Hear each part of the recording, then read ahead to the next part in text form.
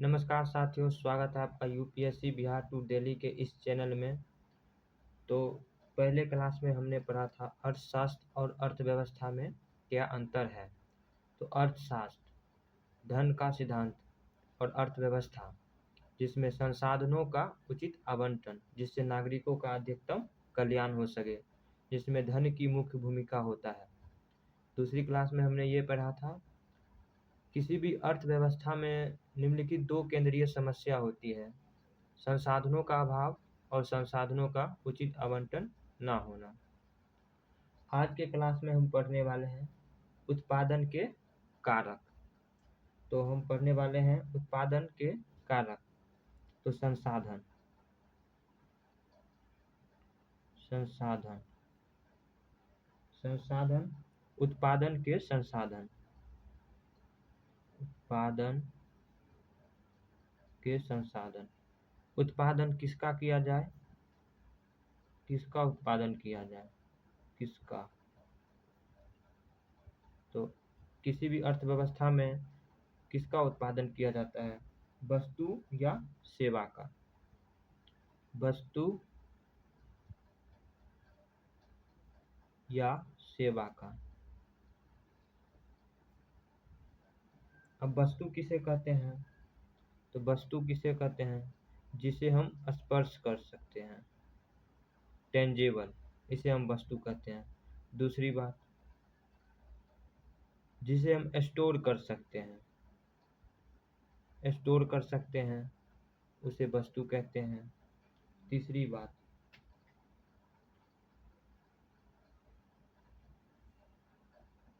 उत्पादन और बिक्री का समय अलग अलग ना हो।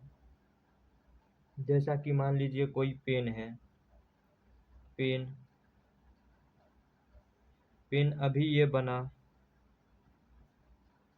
इसको आप अभी चाहेंगे तो स्टोर करके रख सकते हैं, फिर बाद में कभी भी बेच सकते हैं। तो इसको हम उत्पादन और बिक्री का समय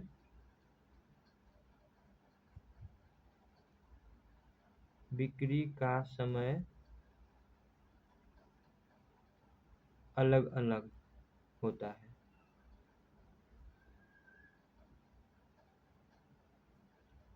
वस्तु वो है जिसे हम स्पर्श कर सकते हैं और स्टोर कर सकते हैं। उत्पादन और बिक्री का समय अलग अलग होता है। जैसे पेन है, उसका भी उत्पादन हुआ तो कभी भी बेच सकते हैं। सेवा सेवा वो है जिसे हम महसूस करते हैं। और दूसरी बात, सेवा को हम स्टोर नहीं कर सकते हैं। सेवा को स्टोर नहीं कर सकते हैं।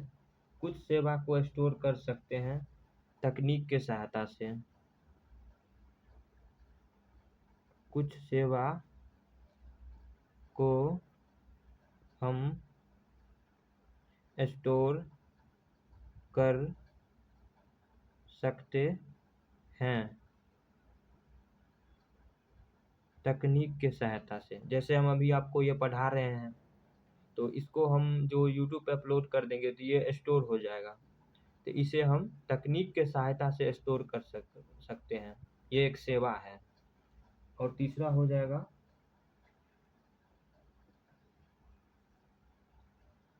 उत्पादन के समय बिक्री। उत्पादन के समय बिक्री।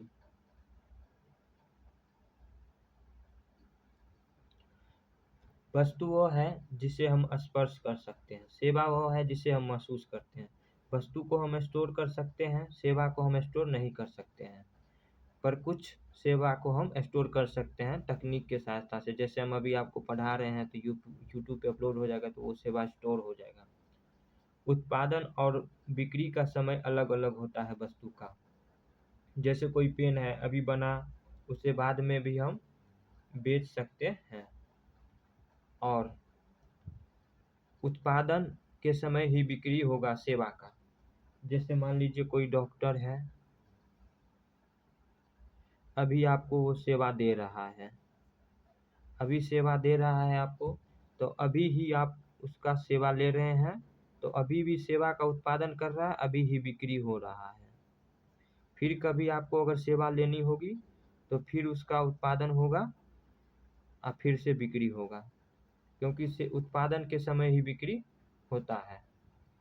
ठीक है, तो ये हो गया उत्पादन के संसाधन। तो अब हम पढ़ेंगे उत्पादन के संसाधन। तो अब हम पढ़ेंगे उत्पादन के संसाधन। उत्पादन के संसाधन, जैसे मान लीजिए आपको किसी चीज़ का उत्पादन करना है, एसी का, उसके लिए आपको सबसे पहले पूंजी चाहिए। पूंजी चाहिए तो आप पूंजी के लिए पूंजी एकत्रित करेंगे। पूंजी में आ जाता है money plus technology, money plus technology. उसके बाद आपको श्रम भूमि चाहिए, भूमि चाहिए। उसके बाद आपको श्रम चाहिए, श्रम चाहिए। उसके बाद आपको उद्यमशीलता, उद्यमशीलता जो इसको खोल रहा है, इसका मालिक जो रिस्क जोखिम ले रहा है वो खुद, इसको हम उद्यमशीलता कहते हैं। अब ये एसी का कंपनी कोई खोल रहा है, इसको पूंजी चाहिए। पूंजी, पूंजी के लिए मनी प्लस टेक्नोलॉजी आता है, और उसके बाद भूमि चाहिए, श्रम चाहिए, उद्यमशीलता चाहिए। उद्यमशीलता जो जोखिम ले, इसके बदले में उसको आय भी मिलता होगा, तो इसके बदले में उसको मिलता है आय। तो भूमि से जो आय मिलता है उसको हम किराया कहते हैं। श्रम से जो आय मिलता है उसको हम पारिश्रमिक कहते हैं। और पूंजी से जो मिलता है उसको हम ब्याज कहते हैं। मनी या टेक्नोलॉजी से जो, जिसे हम पूंजी कहते हैं, उससे ब्याज मिलता है, इससे पारिश्रमिक मिलता है, इससे किराया मिलता है। भूमि से किराया, श्रम से पारिश्रमिक, पूंजी से ब्याज मिलता है। उद्यमशीलता, जो इसका मालिक है, जो जोखिम ले रहा है, जोखिम यानी कि रिस्क, उसको मिलेगा लाभ। जोखिम जो ले रहा है उसको मिलेगा लाभ। आपने सुना होगा श्रम गहन उद्योग, श्रम गहन उद्योग, श्रम गहन उद्योग। श्रम गहन उद्योग का मतलब हुआ जिसमें श्रम की महत्व ज़्यादा हो, श्रम की महत्व ज़्यादा हो, इसे हम श्रम गहन उद्योग कहते हैं। आपने सुना होगा पूंजी गहन उद्योग,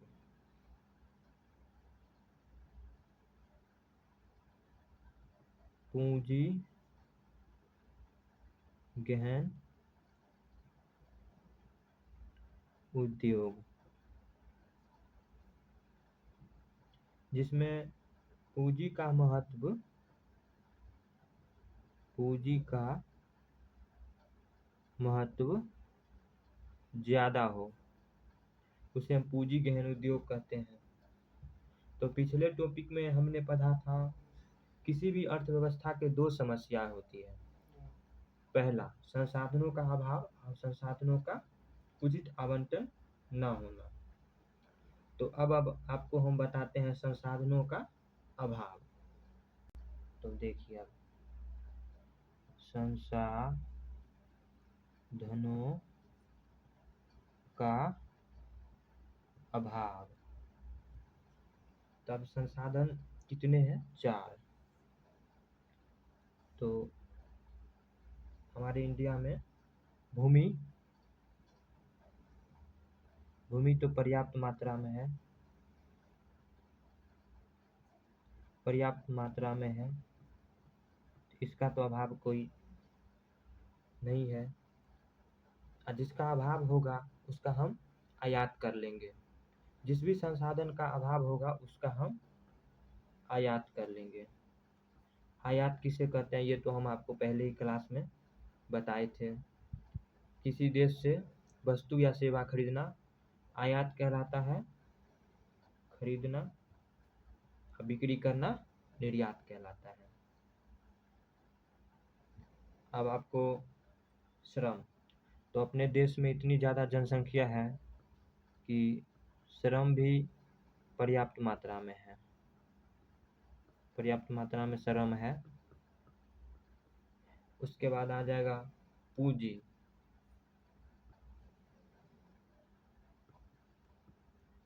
पूंजी में money plus technology, money plus technology.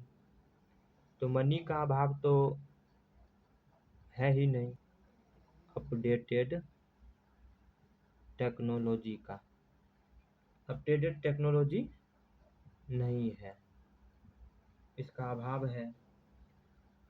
और चौथा हो गया उद्यमशीलता।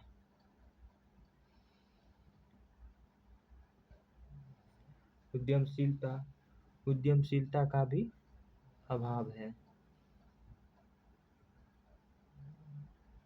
क्योंकि सब आजकल सिक्योर जॉब चाहते हैं जिसमें जोखिम ना हो।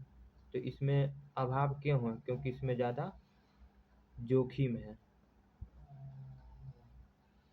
तो संसाधनों का अभाव, तो इसका अभाव नहीं है, भूमि पर्याप्त मात्रा में है, श्रम भी पर्याप्त मात्रा में है, पूंजी में मनी प्लस टेक्नोलॉजी आता है, तो मनी पर्याप्त मात्रा में है, टेक्नोलॉजी अपडेटेड नहीं है, उद्यमशीलता का अभाव है क्योंकि जो जोखिम लेना नहीं चाहता है, रिस्क।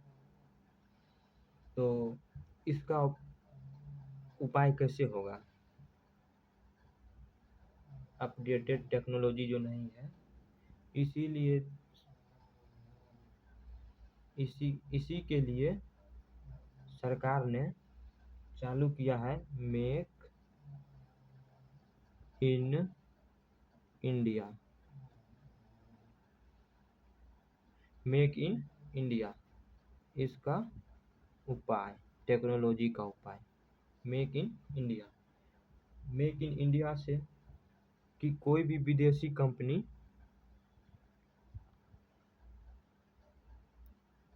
मेक इन इंडिया से कोई भी विदेशी कंपनी भारत आएगा, भारत में टेक्नोलॉजी लेके आएगा, टेक्नोलॉजी लेके आएगा प्लस उत्पादन करेगा, तो ग्रोथ होगा। तो इसका टेक्नोलॉजी का अभाव है, तो इसका उपाय हो गया make in India. Make in India से कोई भी विदेशी कंपनी भारत आएगा तो टेक्नोलॉजी लेके आएगा, टेक्नोलॉजी लेके आएगा तो अच्छा उत्पादन होगा जिससे ग्रोथ होगा। अब ये जो जोखिम है, जोखिम को कोई सरकारी योजना हो जिससे जोखिम लेने की प्रवृत्ति को बढ़ाया जा सके। नहीं तो आजकल तो सब सिक्योर जॉब चाहते हैं, जोखिम लेना तो कोई चाहते नहीं है। और हमने एक पढ़ा था संसाधनों का, ये तो हो गया संसाधनों का अभाव में तो ये पर्याप्त है, भूमि श्रम पर्याप्त है, पूंजी में मनी पर्याप्त है, टेक्नोलॉजी अपडेटेड नहीं है, उद्यमशीलता का अभाव है। और एक हमने पढ़ा था संसाधनों का उचित आवंटन ना होना, तो इसको हम आपको समझाते हैं। ये दूसरा क्लास का चल रहा है अभी, तो दूसरा क्लास आप लोग 1, 2, 3 सभी क्लास को अपडेटेड रूप से 1, 2, 3 सीरियल वाइज देखिएगा तो सभी आपको अच्छे से समझ में आएगा। इसमें हमने पढ़ा था दूसरे क्लास में भूमि एक संसाधन है, भूमि एक संसाधन है। तो किसी एक राजनीतिक नेता ने इसको कहा कि हम इसका उपयोग कृषि में करेंगे जिससे उत्पादन होगा उत्पादन होगा तो आय होगा तो ग्रोथ करेंगे, ग्रोथ होगा। किसी दूसरे पॉलिटिक्स पार्टी ने कहा भूमि का उपयोग मृदा स्वास्थ्य आप लोग ने करंट अफेयर में सुना होगा। मृदा स्वास्थ्य का मतलब होता है कोई भी भूमि कि जहाँ के मिट्टी उपजाऊ या अनउपजाऊ हो तो उसके थोड़े से मिट्टी को ले करके उसको लैब में ट्रायल किया जाता है कि वो किस चीज़ के लिए ज़्यादा उपजाऊ है, उसी चीज़ के फसल उस पे उगाया जाता है। तो यहाँ पे प्रयोग हो जाएगा टेक्नोलॉजी का यहाँ प्रयोग हो जाएगा मृदा स्वास्थ्य। मृदा को लैब में ट्रायल किया जाएगा तो ट्रायल टेक्नोलॉजी के माध्यम से किया जाएगा जिससे किस चीज़ के लिए मृदा अधिक उपजाऊ है। तो फिर इससे कृषि होगा तो उत्पादन होगा तो आय होगा तो ग्रोथ बहुत ज़्यादा होगा, क्योंकि मृदा का टेक्नोलॉजी में उपयोग कर सकते हैं एक। और दूसरा टेक्नोलॉजी से जैसे कोई ऐसा भूमि रेगिस्तान भूमि जो बंजर रह जाते हैं, रेगिस्तान में भी कृषि कर सकते हैं। टेक्नोलॉजी के प्रयोग से हम मृदा स्वास्थ्य जैसी टेक्नोलॉजी के माध्यम से कृषि करेंगे, कृषि से उत्पादन अधिक होगा, उत्पादन से आय होगा, आय से ग्रोथ होगा। इससे हम रेगिस्तान जैसे भूमि पे भी कृषि कर सकते हैं। तो अब हम टेक्नोलॉजी के प्रयोग से भूमि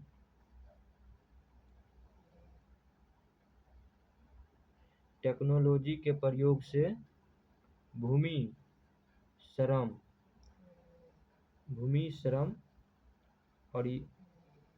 और मनी, टेक्नोलॉजी के प्रयोग से भूमि श्रम मनी इसका हम अधिकतम दोहन कर सकते हैं।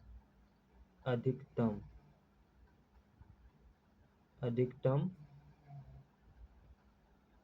दोहन टेक्नोलॉजी के प्रयोग से भूमि श्रम मनी अधिकतम दोहन कर सकते हैं। तो ये हमने पढ़ाया था दूसरी क्लास में संसाधनों का अभाव और संसाधनों का उचित आवंटन ना होना। तो संसाधनों का अभाव भूमि है, श्रम है, पूंजी में मनी है, टेक्नोलॉजी नहीं है, तो इसका मेक इन इंडिया के माध्यम से कर लेंगे और उद्यमशीलता का सरकारी योजना के माध्यम से कर लेंगे। और संसाधनों का उचित आवंटन ना होना, तो टेक्नोलॉजी के माध्यम से उचित आवंटन हो जाएगा। जैसे मृदा का लैब में ट्रायल करके मृदा से प्रयोग से रेगिस्तान में भी हम कृषि कर सकते हैं। इसी के माध्यम से संसाधनों का उचित आवंटन जरूरी है। व्यवस्था की दो समस्या तो हम पढ़ लिए, संसाधनों का अभाव, संसाधनों का उचित आवंटन ना होना। उसके अलावा और समस्या है। तो पहला समस्या उसमें है किसी भी अर्थव्यवस्था में क्या उत्पादन किया जाए।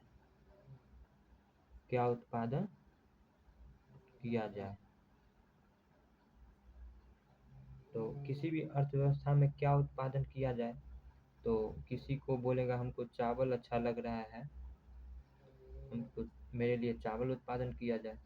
कोई बोलेगा नहीं हम गेहूँ खाते हैं तो मेरे लिए गेहूँ उत्पादन किया जाए। कोई बोलेगा नहीं मेरे लिए एसी का निर्माण किया जाए, एसी उत्पादन किया जाए। कोई बोलेगा नहीं नया नया युग है, नया नया युग में टेक्नोलॉजी का प्रयोग अधिक होना चाहिए, तो किसी के लिए टेक्नोलॉजी। तो किसी भी अर्थव्यवस्था में क्या उत्पादन किया जाए। और दूसरी समस्या है कि कैसे उत्पादन किया जाए,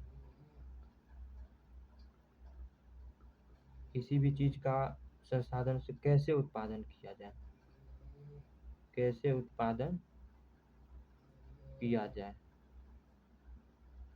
तो अब कैसे उत्पादन किया जाए, तो आपको पिछले अभी जो बताए थे हम श्रम गहन और पूंजी गहन। तो श्रम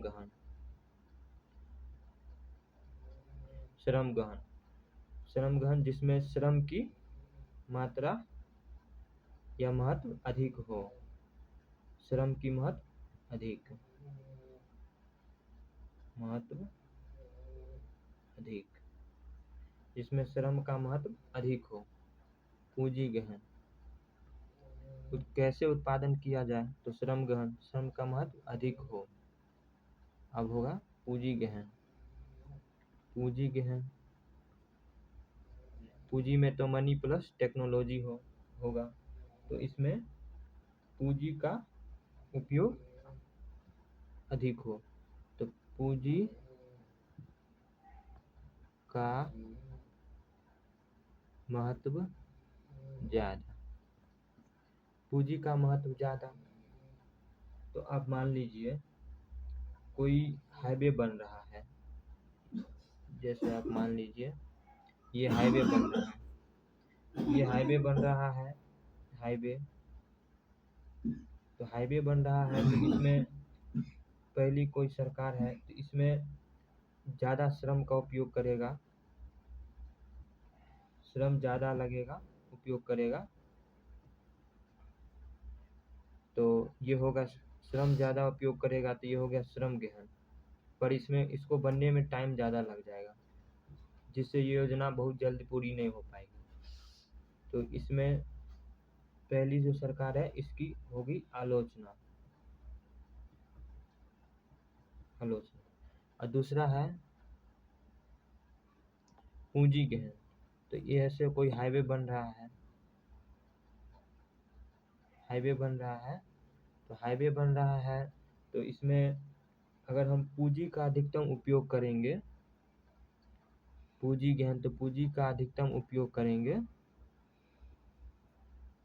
दूसरी सरकार है ये पूंजी का अधिकतम उपयोग करके हाईवे बना रहा है, तो इसमें जो लोग श्रमिक होंगे वो लोग नाराज हो जाएंगे, तो इसमें पूंजी का उपयोग बहुत ज़्यादा हो रहा है, तो इसमें भी सरकार की होगी आलोचना, आलोचना, क्योंकि इसमें श्रम ज़्यादा लग रहा तो टाइम ज़्यादा लग जाएगा, इसमें पूंजी का प्रयोग होगा तो श्रमिक लोग बेरोजगार हो जाएंगे, तो श्रम, फिर भी इस सरकार की भी होगी आलोचना, इसकी भी होगी आलोचना।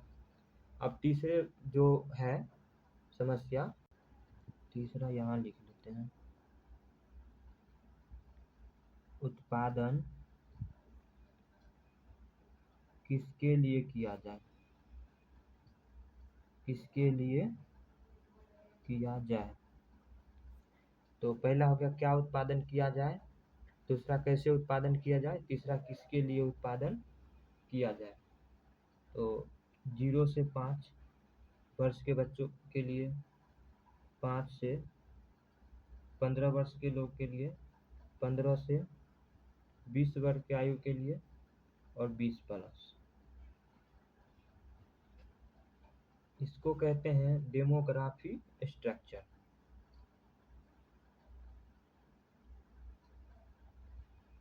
डेमोग्राफी स्ट्रक्चर कहते हैं। 0 से 5 वर्ष के बच्चों के लिए क्या जरूरत है, 5 से 15 वर्ष के बच्चों के लिए क्या जरूरत है, 15 से 20 वर्ष के लिए क्या जरूरत है, 20 प्लस के लिए क्या जरूरत है, इसको डेमोग्राफी स्ट्रक्चर कहते हैं। जैसे होता है जनगणना, जनगणना,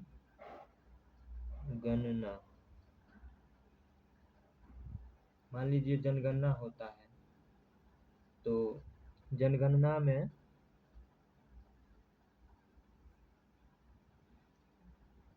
जनसांख्यिकी, जनसांख्यिकी यानी जन की संख्या का गणना, यानी कि जनगणना। जनगणना क्यों करवाते हैं, ये इनका उद्देश्य नहीं ना है कि देश में गिनना है कितना नागरिक है, कैसा है, कौन है। उसका मेन उद्देश्य ये रहता है 0 से 5 वर्ष के लोग कितने हैं, 5 से 15 वर्ष की आयु के लोग कितने हैं, 15 से 20 वर्ष की आयु के लोग कितने हैं, और इसके लिए क्या ज़रूरत है।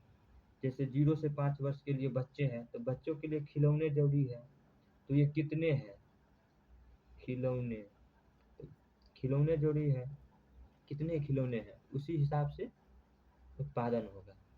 और 15 से 20 वर्ष के आयु के लोग हैं तो युवा वर्ग,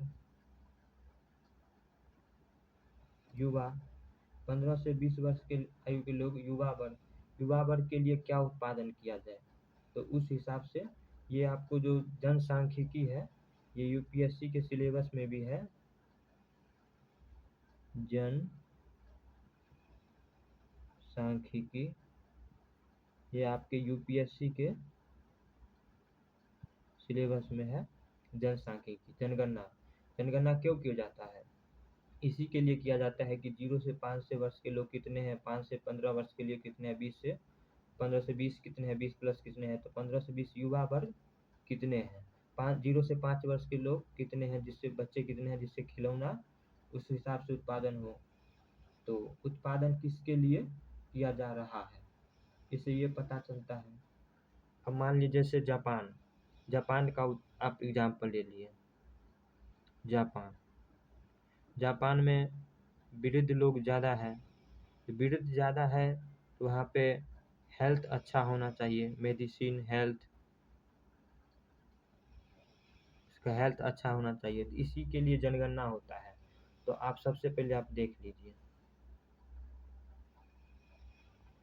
क्या उत्पादन किया जाए, कैसे उत्पादन किया जाए और किसके लिए उत्पादन किया जाए। तो यहीं से शुरू होता है उत्पादन किसके लिए किया जाए।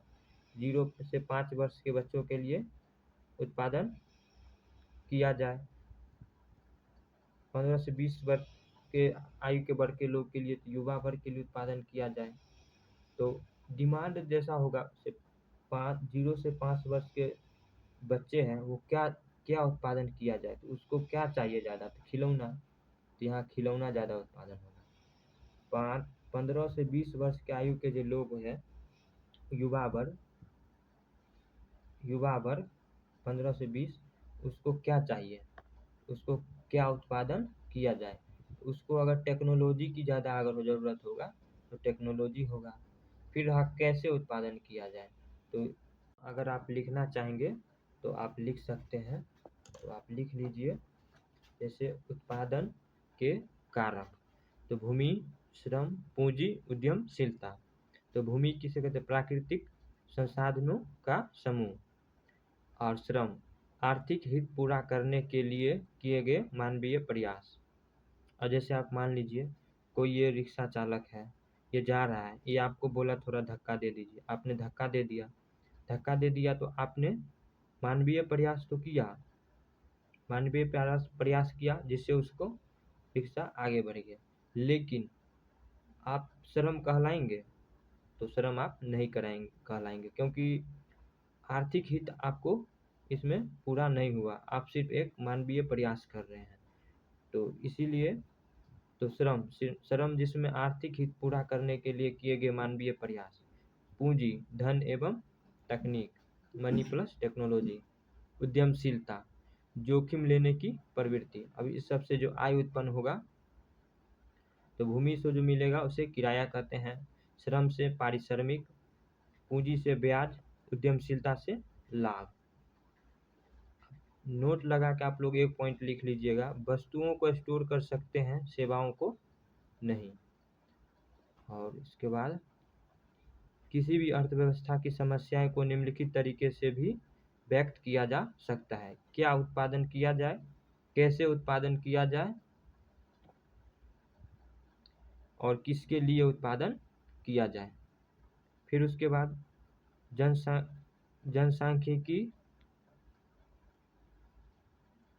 जनसांख्यिकी की आंकड़ों से यह जानकारी मिलती है कि किसके लिए उत्पादन किया जाए एवं इसकी सहायता से शेष दोनों समस्याएं पूरा हो। जैसे हम आपको समझाए किसके लिए उत्पादन किया जाए, तो जिस वर्ग की ज़्यादा डिमांड होगी उस वर्ग के लिए उत्पादन किया जाए, तो क्या उत्पादन किया जाए जिसका ज़्यादा डिमांड होगा, फिर कैसे उत्पादन किया जाए, उसी से शेष दोनों की समस्याएं